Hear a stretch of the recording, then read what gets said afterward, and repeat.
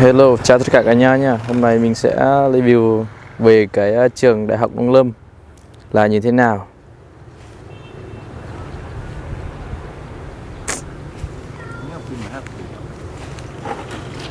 Thấy chỗ này có đẹp không?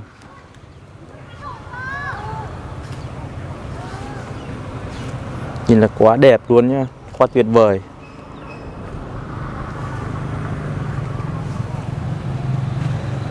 Thấy quá đẹp luôn á.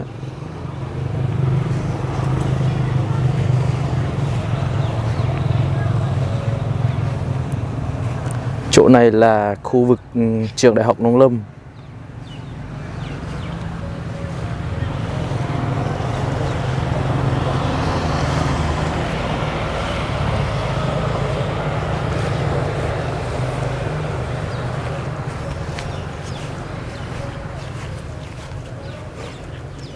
Thấy đẹp chưa?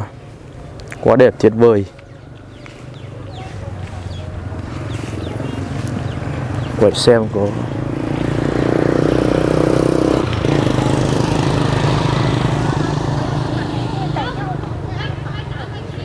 có mấy người Việt Nam sàng đấy nhá.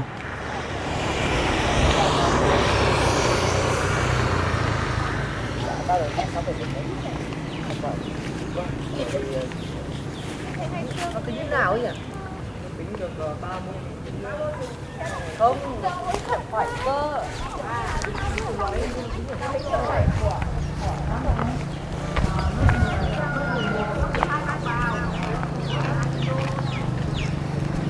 Nhìn đẹp chưa các bạn? Nhìn là quá tuyệt vời luôn. Này. Nhìn ở khu vực nông lâm này quá đẹp, quá tuyệt vời. Nhưng mà trường Đại học Kinh tế của mình nhìn xấu xí lắm. Này nha, các bạn đã đến ký túc xá nông lâm của mình ở ký túc xá cái K7, ký túc xá kinh tế mình. Xem review cho xem này như thế nào. Cận cảnh này đẹp hay không? Xấu xí luôn này. Bên cái khu vực này cũng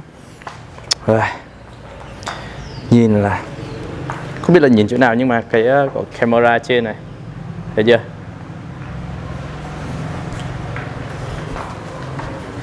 Wow. Nhìn sợ luôn đấy nha. Bây giờ này cho quay xem cái trong phòng này, phòng trường Đại học Kinh tế và quản trị kinh doanh có đẹp hay không. Này, có tủ này, tủ sắt này, tủ gỗ này. Nhìn quá đẹp luôn nhỉ, tuyệt vời. Nhân dương này, thấy chưa?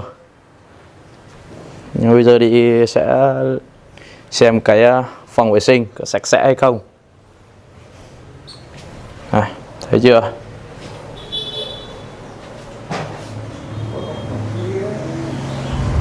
Vẫn đẹp. Ok, chào tất cả các bạn nhá. Bye.